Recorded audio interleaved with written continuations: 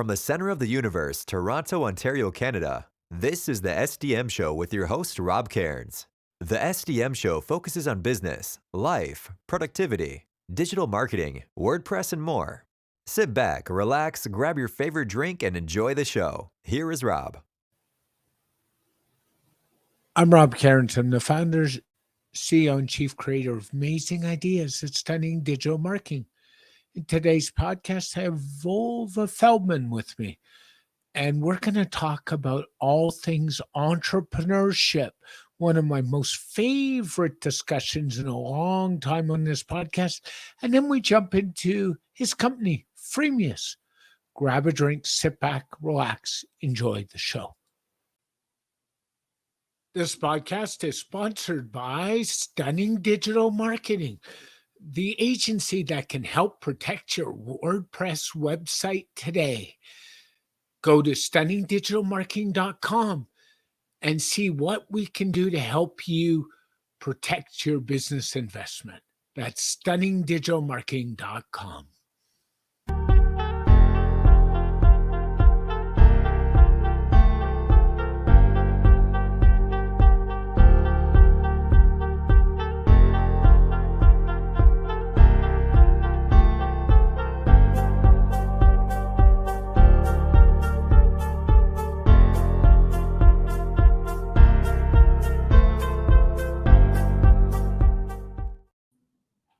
Morning, everybody. It's Rob Cairns here, and today I'm here with my guest, Vova from Freemius. How are you today? I'm doing pretty good, a little sick, but I think today I'm feeling better. Really excited to be on the show, Rob, and hope we can bring value to our audience. Yeah, I'm glad to have you. And you are coming to us from a tough spot of the world right now, aren't you? That's what the news say. Yeah, that's right. And we'll just leave it at that. So I wanted to talk to you before we jump into what we're going to talk about. How did you end up in the WordPress space? I always like to ask that question because everybody's got an interesting journey. How did you end up there? Yeah, it's a great question. So I feel that I was kind of pushed to that ecosystem. I had a side thing that it was a little SaaS that I was offering for free for people that wanted to have rating solution on their website. And over the years, I started to receive requests from people saying, hey, I want to use it in WordPress, but I don't know how to take that JavaScript basically and mix it into my WordPress. Yeah. And I got, many of those requests. Eventually realized, let's check what WordPress is. And it led me eventually to develop a plugin that was wrapping that service into a plugin so people can use it in WordPress. So that's my story basically with WordPress. Yeah, that's really cool. Isn't it how so many of us have found ourselves in WordPress professionally by trying to solve our own problems or a friend's problem, and then we realize what a great open source ecosystem we have, and we end up staying. Isn't that so true? Absolutely. I was actually, I don't think I was very aware about the concept of, an open source project and how things are working and the community behind it. So it really opened up my eyes, basically. Yeah. And we do have a pretty vibrant community. You're high in the community for what you do. I'm high in the community for what I do. And I think we're really blessed to have the community we do. Yeah, we've got some problems. There's no question about that one. And we've had a few lately, but what large community doesn't, right? Yeah, absolutely. I think if you don't have problems, it's not interesting enough. You need to have some drama, right? Yeah, that's so true. So let's jump into the topic we really wanted to talk about, and that was entrepreneurship. You're a lifelong entrepreneur. Have you ever worked for somebody in a corporate environment, and why entrepreneurship for you? Yeah, I did have a few regular jobs, if you can call it that way. One of them, probably the biggest, was my military experience. So when people think about military in Israel, they immediately think, especially right now, people running with guns. But the military is much bigger. There are many roles. I was running with a keyboard and coding. So I think that there are many departments, divisions, etc.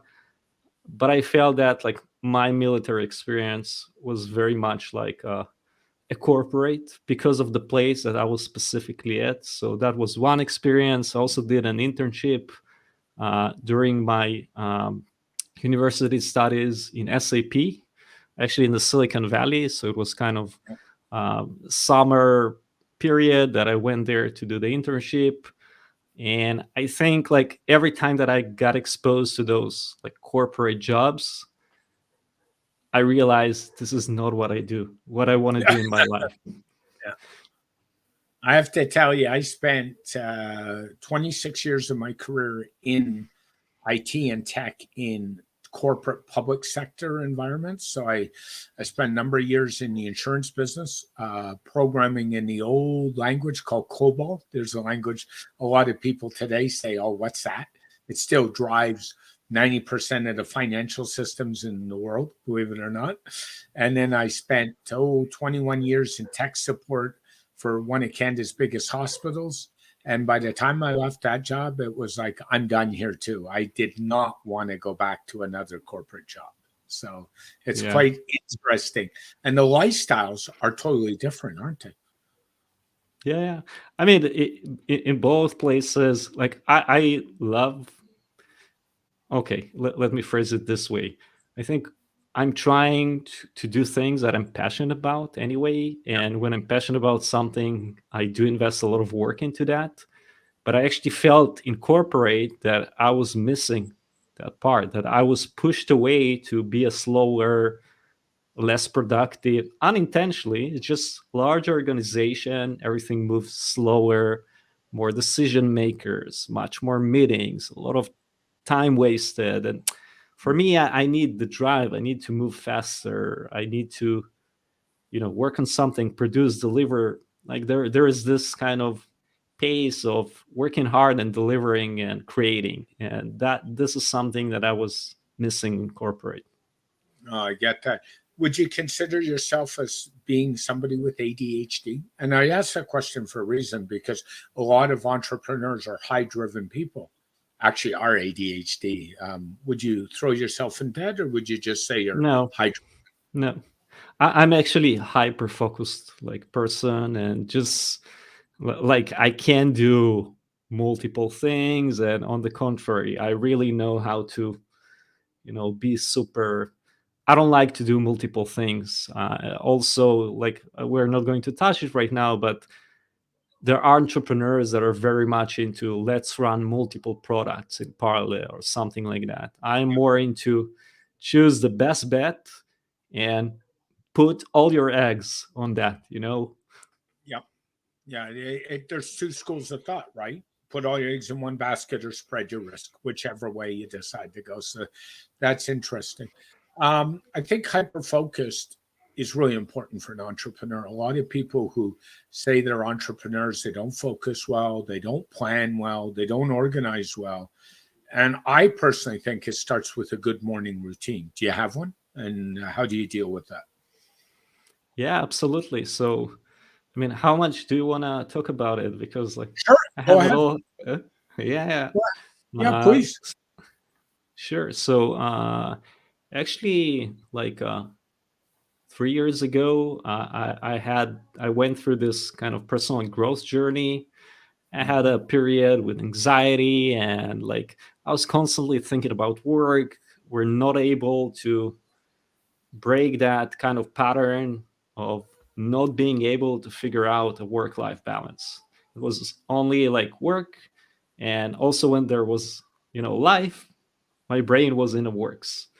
So as part of that, I'm maybe it sounds like a little distraction from what you asked, but as part of that, I started to research and listen to different thought leaders and learn what I can do to improve my day-to-day practices. And as part of that, I did develop kind of a morning routine that now slightly shifted.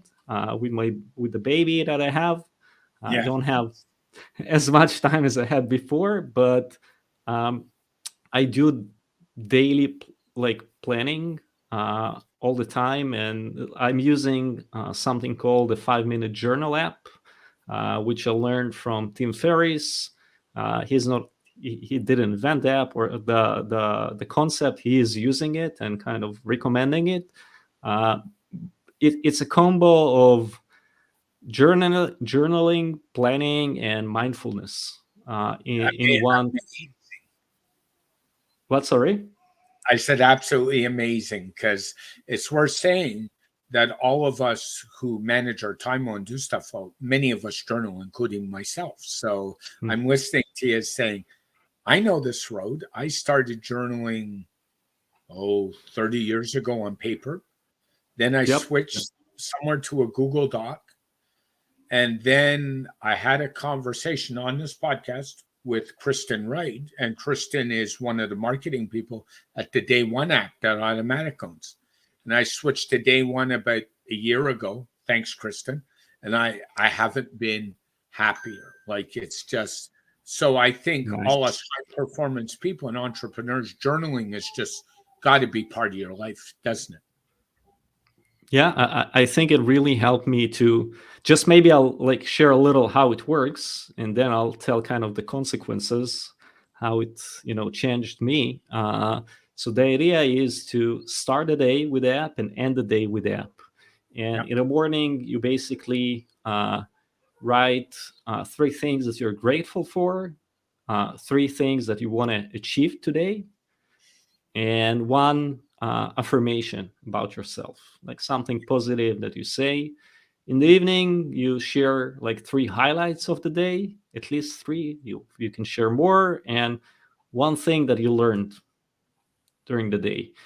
And it it made me happier because I start the morning with the positives, and I end the day with the highlights and the achievements rather than starting the morning with the fires, that Yeah. gets into your email, and end the day with something that interrupts my brain before I go to sleep. Basically, it also made me much better planner, because in the beginning I noticed that it's, by the way, the planning of the highlights and what I want to achieve, it's not only about like work, it's like combining whatever you want to do during the day. I want to, I don't know, set up a new display in my workstation, whatever makes you feel good.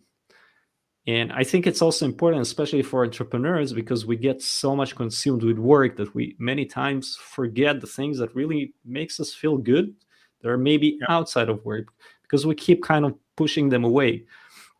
So like I said, the second thing that it made me is better planner, because I noticed that I wanted to achieve so many things, but I end the day and I only see that I managed to achieve, I don't know, two, three, four of them.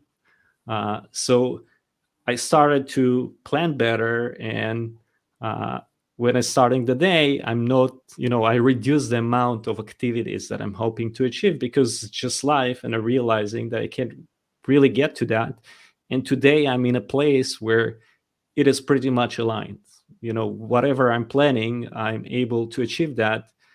And that makes you feel really good, because you set yourself goals and you're achieving them, and think there's a lot of satisfaction in that as a human being, because it's not only work, it's like whatever you want to do in life, you set it, you see it happening. No, I agree with you wholeheartedly. And there's a couple of things you touched on. One was being mindful, which I think is really important for the headspace. And you got to take care of that headspace. So, what we need to do as entrepreneurs is ditch all this negative self feeling that a lot of us have. I don't have it anymore, but I've gone through phases in past where it's like, I can't achieve this because I'm not good enough. And you have to ditch that kind of thinking, because we wouldn't be doing what we do if we felt that way. So stop the negative self talk. Two other things that helped me there is I've subscribed to a guy, and I've talked on this podcast about a guy by the name of Dr. John Deloney. He does a a mental health podcast on the Ramsey Network. He's put out a couple books, and he basically sits with people and takes calls. And what he does is he works through situations. And it's funny, I was listening to one last night from Friday, and he had a call where parents were having problems with their kids, and they're adult kids, and they were trying to find a way to deal with it. And I'm like, this isn't my situation, but I can relate. So that really helps. The other thing I do is I end every day with the Calm app. So before I go to bed, I unwind with a meditation every night. Have you tried that approach, or have you stayed away from it? I tried meditation, Yeah. and I didn't manage to get into that meditative state. Mhm. I think that I didn't invest enough time into it. And I have that mentality of not spending too much time on something. I want to see results quicker.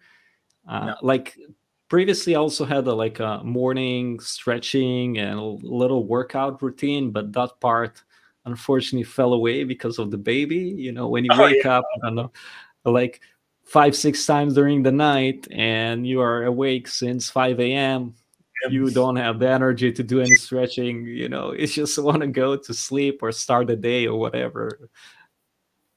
Yeah, it's so true. It is so true. Now, we've talked a little bit about morning routine. And I think the other thing that's important for entrepreneurs is to get into a productivity routine. So, one of the things I do is I'm a bit of a productivity junkie, and I admit that. So, I've got probably 30 or 35 books on everything from how to manage workflow to how to manage a calendar to, we all know, the famous getting things done system, GTR, right? We all know that. Um, and one of the things I find that really helps me during the day, and people laugh, is I color code my calendar. I really do. I can take my calendar at a glance that's beside me and say, okay, for example, you and I podcast record is a yellow. Anything to do with my partner is a red. Anything to do with client meeting is a green. And I can look at my calendar at a glance real quickly and say, okay, this is the type of task I have today. Do you do something similar or different, or? I do it too. Exactly. Like based on the types of the activities. And I think, you mentioned calendar, and as part of that growth journey, like I realize how important the calendar is, and like also being mindful to actually achieve your goals, you have to put the activities on the calendar in order for them to happen.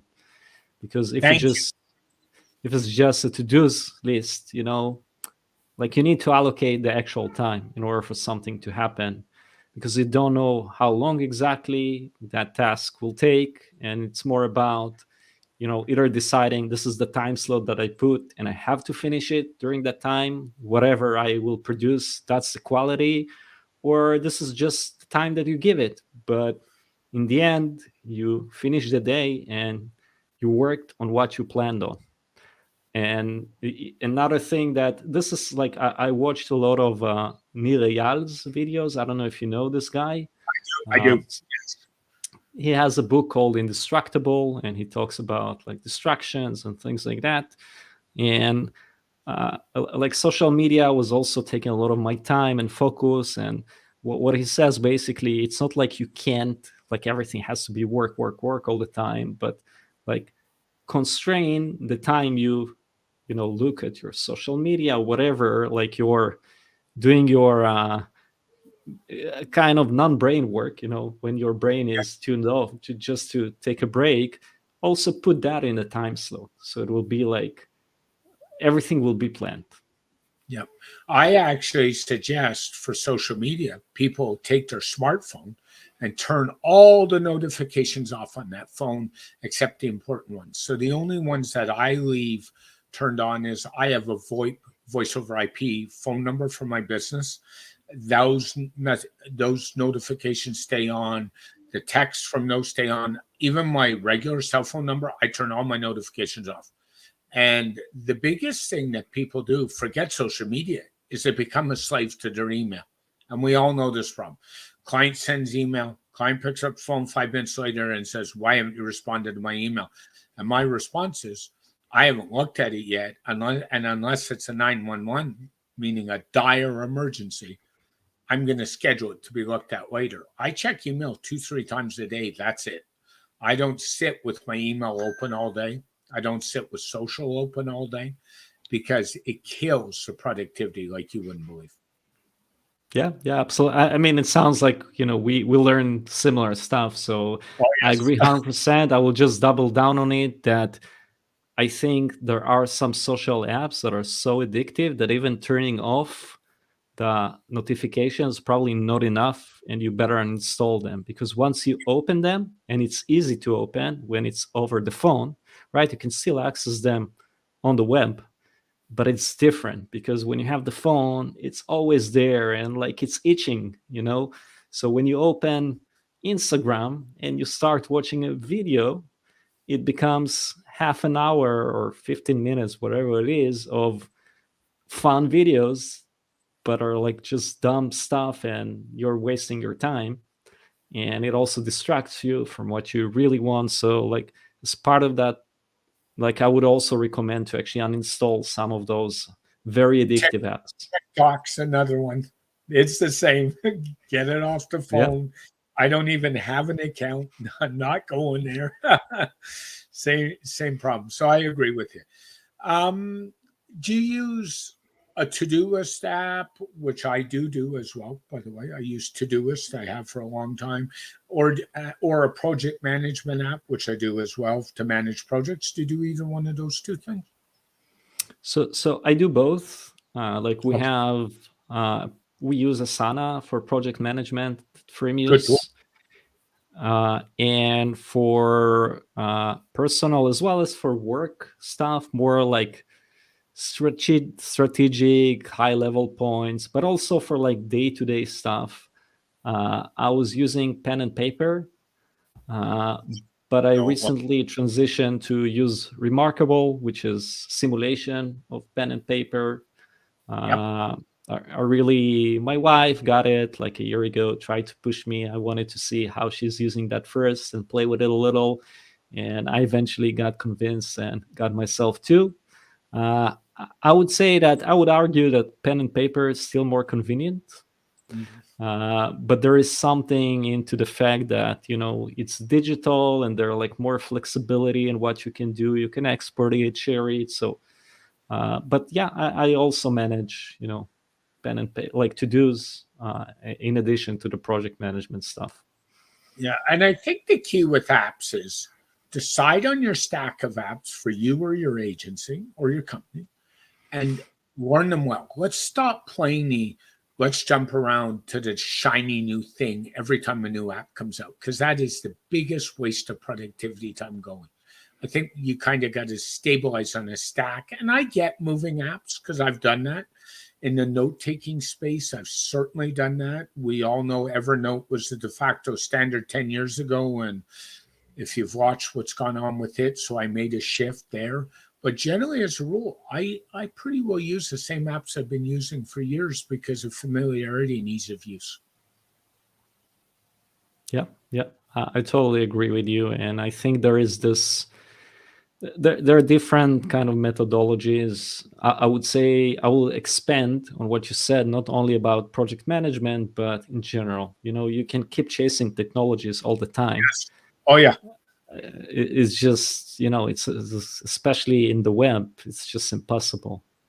Yeah, it sure is. You mentioned your wife, so I'm going to dive in there. The family unit is so important from a support perspective to entrepreneurs. And I mean that wholeheartedly. I was married for 3 years and I'm now divorced. Thank God, to be honest with you. And my ex wife was so not supportive of what I did, even though I was bringing in money, even though I was doing stuff. And she did not get how an entrepreneur could make money staying home working on a computer, which is what I did, what I do, right? And it would be like, why don't you go out and get a regular job? I'm like, no, I'm not doing that. I'm making more money doing what I'm doing, and look what I'm doing for us as a family. And she didn't get that. And what I'll also tell you is my current partner, Tiz, who's Italian, we were talking offline.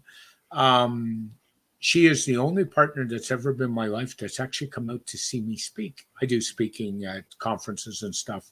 And last year, when I was speaking at PodCamp Toronto, which is a big podcasting convention similar to WordCamps, she said to me, "Would it be okay if I came?" And she's already said to me this year, I have a talk on the docket for February, and she's like, "I want to come again."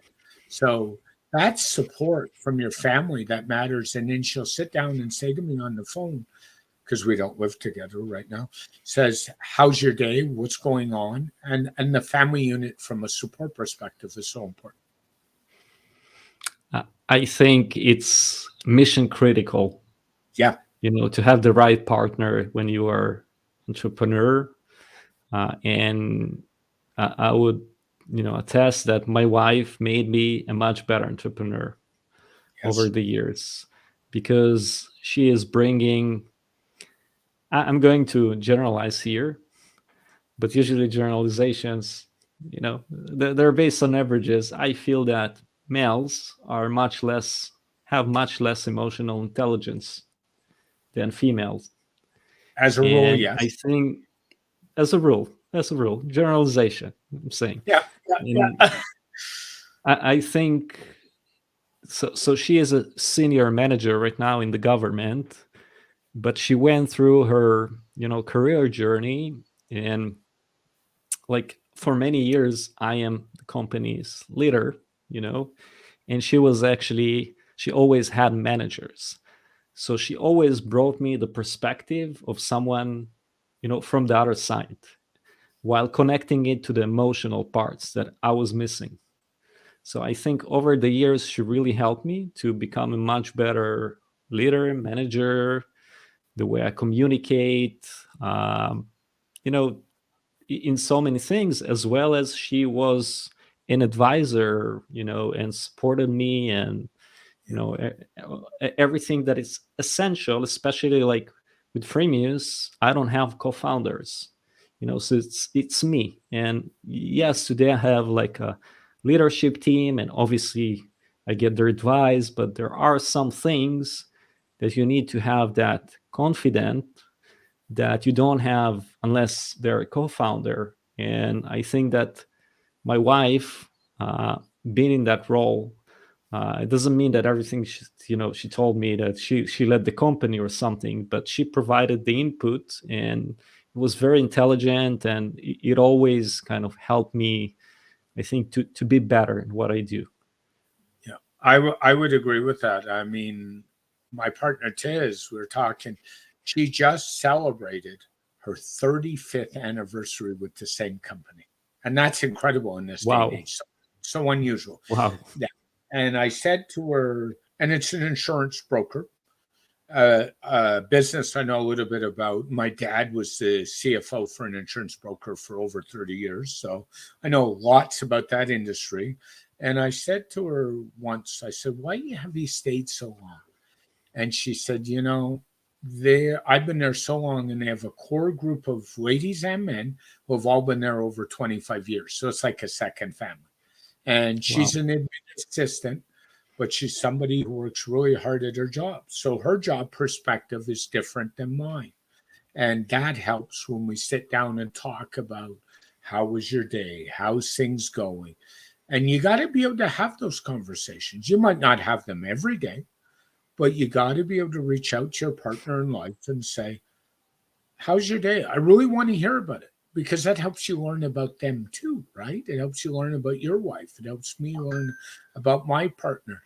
And that support, like, is unwavering. Like, as I said, when she said she wanted to go watch me speak, I was for it, because every other partner is in my life has said, "You go do your thing." And I'm like, "Oh, really?" Like they have no idea how much work a 45-minute talk takes, right? And Yeah. and we both understand, for me, a 45-minute talk is probably 10 to 15 hours of work by the time I do the slides, I edit, I prep, I have somebody look at it, so on and so forth. And I think to work the lifestyle we work, and I don't know about you, but sometimes my days are flexible. So I'll take an hour in the middle and say, it's Christmas season. We celebrate Christmas in Canada. I'll take an hour and say, I'm better off doing my running around in the middle of my day, and I'll just work later at night because that's a better use of my time. And people look at me and say, how can you do that? And even my own mother doesn't understand that. It's like, how can you do that and work late? And I said, because that's the way I'm wired and I function. Um, and to even support our lifestyle and our lifestyle changes and the flexibility, like I'll run out the door today at 4 o'clock, and I commute. So I won't drive to where I'm going. I'll jump on a regional bus and I'll work the whole trip on the regional bus. And people say, how do you do that? Well, what I do gives me that flexibility, right? Yeah, yeah. I think that the way I look on like good relationship with Yeah. a partner, a spouse, whatever, is like you want to strive that it will be like in addition to the other good things in a relationship in the context of entrepreneurship, you should be coach to one another, like coaching Yes. one another, Yes. and that what Yeah. helps you become better. We push each other to get out of our comfort zone. I'm pushing her to do some things that maybe she is afraid to make that step. Same thing, she's pushing me to do something that maybe I'm concerned, but like Vova, it's the time. You should do it. So giving me that extra push that I need sometimes. Yeah. So being a coach to like one another, I think is really helpful. Yeah. And more importantly, even though we're all busy, make sure you tell your partner you love them and you think about them every day. Because I think that's really important. Well, that's the fundamental, I think, in relationship.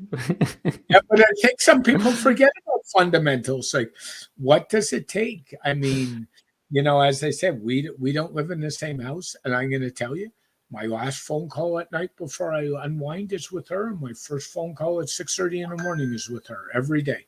And people don't understand how much even doing that matters at the end of the day.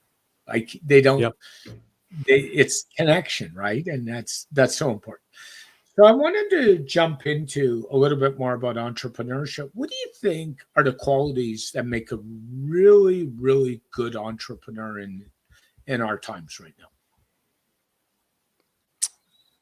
Adjustability Yeah. and being able to navigate challenges. I think entrepreneurship is one big mass challenge, Yep. and every day there is something new that you need to deal with. I, I would say that it also depends on your aspirations and where do you want to see yourself and how much you want to grow and what direction you want to grow, etc.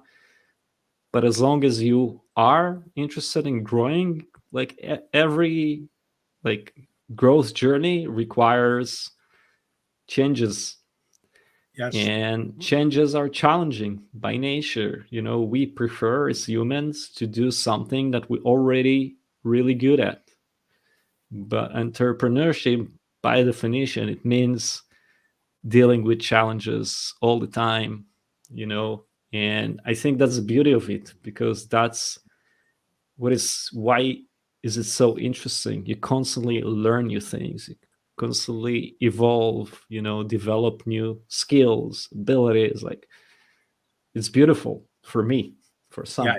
some. It's that challenge, I think. You were talking about challenges, and I'll share this story. There's a well-known Hockey Hall of Fame professional goaltender, gentleman by the name of Ken Dryden. And Ken won 5 Stanley Cups with the Montreal Canadiens back in the 70s. He retired in 79 at the top of his game. He was a lawyer by trade. So, what a combination is that? He's an author. He's got 8 or 9 books out. I forget. I'm such the fan. He was a politician, a cabinet minister in federal cabinet, um, and he still teaches law and poli sci at McGill University of Montreal. And somebody asked him once in an interview, why do you do all this stuff? You could retire. and he's in his 70s, by the way, now. And somebody said, and his answer to him was, I'm driven by challenge. And I bring that up because that's what we do as entrepreneurs. We're challenge driven. We're the type of people who want to learn every day. I still read a book a week, believe it or not. I make time to read a half hour every day, all day. And we're Amazing. always learning and we're always driven. And I think that's important, right? Yep, yep. And I mean, there are many traits, that also there are different styles, but I think the key is like pushing yourself, getting out of the comfort zone, challenges. That's kind of the repetitive theme. Yep. What would you say is the biggest thing entrepreneurs struggle with in today's day and age? Hmm. I'm making you think today, I know. No, it's interesting questions. I think it probably depends on what is your sector, like entrepreneurship in what, there are like Yeah. huge economic changes that are happening, Oh yeah. and if they Lots. touch you, they can be really challenging, and they can like kill your business, your spirit, whatever. As an example, like the travel agency, anything that touched like travel during COVID pretty much died during that Yep. period. So those were like huge life-threatening challenges to businesses and the entrepreneurs behind them, and they had to really reinvent themselves in order to survive. Um, I don't know if there is something like generic that will be relevant to any type of entrepreneur. So I think it kind of varies according to the ecosystem. Yeah. I would agree. I think it does. Um, in Israel, do you guys have a large entrepreneur support community? So one of the things in Toronto we have, I'm just outside Toronto right now. Toronto has an incredible through the city support community for entrepreneurs, including a yearly conference where they bring in some top keynote speakers to speak to aspiring entrepreneurs or well-versed entrepreneurs, a trade show. Do you do anything like that back home? So Israel is probably the second largest tech hub in the world after the Silicon Valley. Yep. So there is massive concentration of tech startups here in like Tel Aviv area in Israel alone. Maybe it's slightly changed like in the latest years, I'm not sure, but there is this really good book that called The Startup Nation about Israel that explains kind of why we have so much tech here. But it's like it's packed, with You startups. just Like I need to tell you, you just added another book to my reading list. Thanks for that one. So perfect. that's Maybe we that's how can, maybe we can, maybe like after you read it, like we can have another call and discuss about, my perspective as someone who is Israeli about the book. So I would love to. That would just be amazing. But thank you for the suggestion. And I get big startup communities because I don't know how much you know. Toronto has a big startup community. Ottawa in Canada is a big tech hub. We, of course, have Waterloo University in that area, which is big tech. The big company out of Waterloo for years was BlackBerry. Believe it or not, still in existence, despite. And without BlackBerry, we wouldn't have the smartphone revolution the way we do. They were an innovator. They're still in business absolutely. because they're still a patent company. By the way, if anybody wants a good look, go check out the movie called Blackberry. There's now a film about that. But so I understand where you're coming from. Do you spend a lot of time in that community? Like, do you go to events? Do you go out and talk to colleagues, or do you just kind of hide in your caves, so to speak? Yeah, I think it depends on the period. Right now we're all hiding in the cave in this period Yeah, in Israel. I understand I would why. say at times when I'm more into like maybe hiring, like depends. There were periods that I wanted to expand my knowledge in marketing. Then I went to more like marketing related meetups or and I'm hiring and going, to events when there are more developers or something like that. Or if I'm raising money, then, you start to talk with friends and get this interest. We have a lot of like large VC funds here, international. Like, I would probably guess that most of the largest VC firms from the Silicon Valley has a branch in Israel. Yep. Uh, I would so say I would say the one thing you got to watch though is if you're going the VC funding route is control of your company, right? I mean, because once the VCs get involved, we saw it with Cisco, the big network company. I don't know if anybody knows that story, but the two people, the husband and wife that founded Cisco, basically got pushed out the door by the VCs in the end, but they became multi millionaires when that happened. We saw it with OpenAI recently. You saw what happened there with the OpenAI CEO being forced out, and then everybody, including Microsoft, revolting, and he now has a job again. How did that happen? So you got to be really careful when you take VC money, I think. absolutely. Let me just clarify. We didn't raise VC money for Freemius and have no plans. So I just mentioned it as, the different periods that I do interact. And Freemius is not my first startup. I had previous ones when we went through that route. Just wanted to clarify. No, it's all good. So now you mentioned Freemius. So let's switch gears a little bit. You founded Freemius. You're doing really well with it. How was Freemius founded, and what need does it solve for the listeners? Yeah, sure. So it started as, scratching my own itch. Basically, that story that you asked me about how I got involved into WordPress is related to that. I basically took that plugin, spent time on taking it and turning it into a commercial solution. I realized that the commercial part is much more complex and time consuming than the plugin itself. So I said, there are many developers out there that writing code, plugin, themes, Git libraries, packages, whatever, all of that. Yeah. It's their passion projects, but they're still working, in corporate, most of them, and doing other things.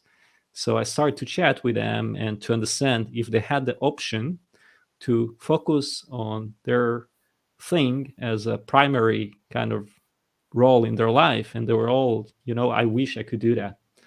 So I realized, okay, there is a big market of software creators out there that would love to work on their software as a primary thing, but in order for them to take that into a commercial solution, it's a heavy investment, takes a lot of time, and most people are not entrepreneurs, so they don't have the privilege to pause with their life for a year just to see if it works, just to see if they can make the first dollar. So this is the premise of Freemius, basically. A platform that solves the whole commercial stack for selling software, starting from the payments, subscriptions, managing users, software licensing, software updates, and higher in the stack, getting into marketing automation and offering an affiliate platform. Basically, everything that you need as a developer to take your zip file with your code and make money out of it. That's a great solution. It's like an all-in-one shop. And you guys, unfortunately, it's worth mentioning, you had a tough road about a year ago. You got hit with a major security vulnerability, right? And I thought, from somebody who's in that space, the Freemius team handled it exceptionally and very quickly. So you should be commended for that. The only problem was when you got hit with it, every other plugin got hit with it. And that's the only drawback to using an ecosystem. But my argument is, for me, security is all about who I trust, and it was handled well. So I think my trust factor didn't erode there. And I just mentioned that from the point. Thanks. So I think, security issues, it's just part of like a software solution. Yep. Like you can produce like 100% bulletproof code, because in the end of the day there are people behind it. It's not the first security vulnerability that we had. We had several before, and our goal is, try every time when it happens, uh, do like the best execution that we can to patch it, but also do a retrospect and see, how we can handle it better next time. And I feel that less like in the less vulnerability, we indeed handle that like exceptionally well, You did. because we learned so much from the previous times. Like we had uh issue, no, not issues, some challenges from the previous experiences that were like things that we didn't expect, we didn't anticipate. We also less like in the last time we worked with patch stack, so they do have a lot of knowledge of how to handle those rights. So there were some tips and ideas that we didn't think about, how to manage that kind of distribution of the fix, that also helped us. So Yeah. combining that knowledge together, I think that today we have a really, really good process how to handle vulnerabilities.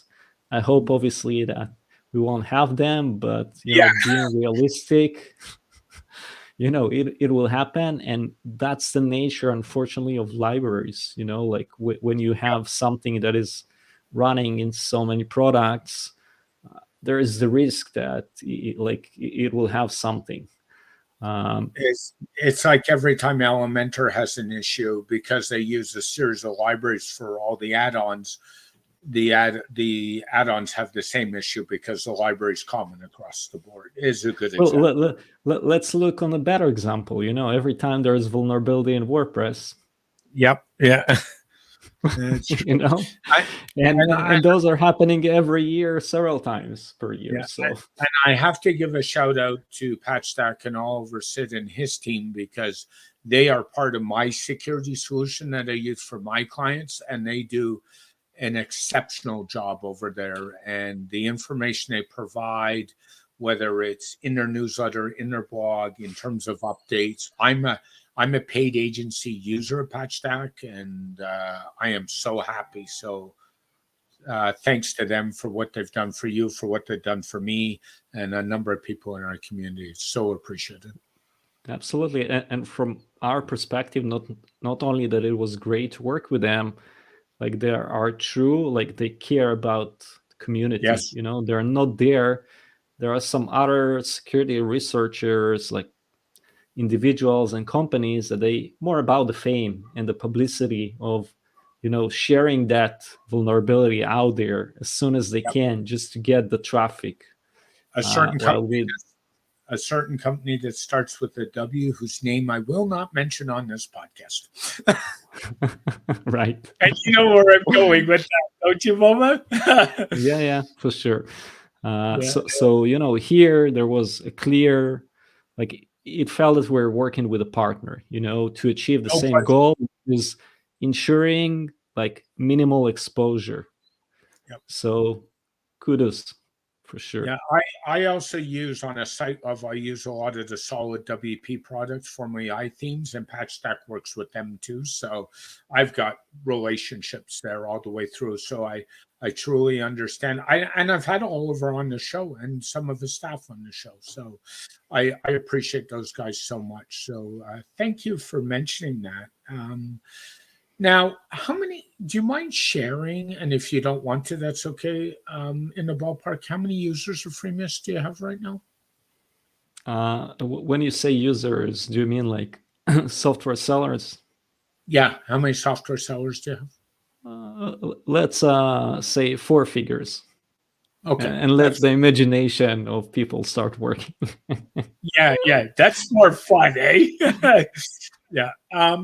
Has there been any feature that your software sellers have asked you to put in that you're working on in a roadmap that you can share? Well, when you deal with thousands of product people, there is Yeah. a lot of ideas. There's constantly ideas. We are working on prioritization for 2024. Like the things that we know for sure that will happen, and we already the ball is rolling as we're revamping the checkout of Freemius, which is a big thing. Not only modernizing it, we actually released phase 1 today, announced it and sent an email. Thank you. It's just the first phase where we just tweak, like making it look more modern. The second phase will be, which we again worked with the community, received a lot of feedback, not only more modern, but also should be more better converting, friendlier in terms of the experience, and a lot of other like good things. We also want in 24 to expand. Like today, you can already sell whatever software you want through Freemius, but the terminology and some of the experience, the developer experience, is targeted to WordPress because that's how we started.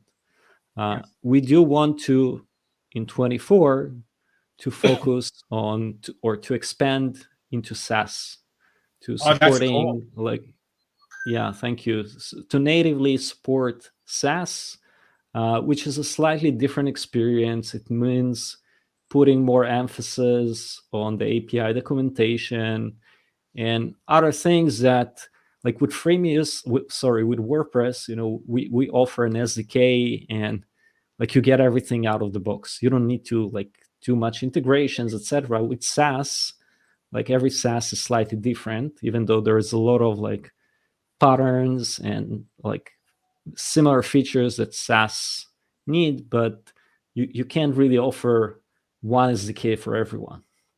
So you need to have a very good API documentation and other things. So this year we spent a lot of hours talking with SaaS creators, some of them familiar with Freemius and using it, others don't, just to understand how they envision the perfect kind of SaaS solution. Also, understanding what are the gaps that the current solutions out there have, to see if we can, offer something better and what would be better. And I'm pretty confident in what we are going to do. So that will be a big one for 24. And there are more things, but yeah, let's stop here. We'll just have to get you back to talk about the book and the more things down the road, right? That's always right. Sure, happy to do that. Yeah, and is there anything else you'd like to add about Freemius, or why somebody should look at your solution versus another solution? I would say, our value proposition is pretty simple. You can make more money with Freemius with less headache. Freemius is not a solution for everyone. There are different styles and different solutions, and that's totally fine. But we do take care of a lot of headaches and pains and allow developers to focus on their product instead of the commercial operation. So this is one thing. And the second thing, I will just give a shout out to our podcast. We also have one. It's relatively new. If you don't mind, if that's okay. Please do. Please do. Sharing is what we do here. Sharing is caring, right? So is. So we have a podcast called plugin.fm, which is specifically focused on software creators. So we bring other product people, creators, and cover topics that those guests had unique insights and firsthand experiences. And we dive into actionable tips and practices, how you can basically apply those things in your business. So this is Plugin FM. Yeah, that is so awesome. And since we talked the last time, I should tell you it's already in my podcast app. So I'm Fantastic. in. Thank you for doing that. If somebody wants to get a hold of you to talk entrepreneurship, about Freemius, about should they use your product, how's the best way? Twitter, Vova Feldman. Simple as that. If you want to add it to show notes or something, I don't know if you have it, but like my DMs are open. I read every DM, even if we're not connected or something. Yeah. Vova, thank you very much for joining us, and have an amazing day. Thank you. It was a pleasure, Rob. Thanks. This show is brought to you by StunningDigitalMarketing.com, your Toronto leader in digital marketing services. Not only do we protect your WordPress website, we can help you with your site, provide social media management for your business, or even do one-on-one consulting. To find out more, go to StunningDigitalMarketing.com. A very special thank you to Vova for joining me on this edition of the SDM Show. Hey everybody, Rob here again. Thanks for listening to the SDM Show. It's such a pleasure to have you every week. If you want more on our agency website, go to StunningDigitalMarketing.com. We are your WordPress security experts. We'd be glad to help you out. If you want to learn more about me, Rob Cairns, go to meetrobcairns.online. From there, you can find links to everything I do on the web, as well as book time with me. So feel free. If you want to make comments about this podcast or know a guest possibly suitable for the podcast, please email us at podcast@stunningdigitalmarketing.com, or conversely, you can go to X, formerly known as Twitter, and tweet at me at Rob Cairns. This podcast is dedicated to my late father, Bruce Cairns. Dad, I miss you very much, and I love you. Please join us next week for another interesting podcast, and have a great week, everybody. Bye for now.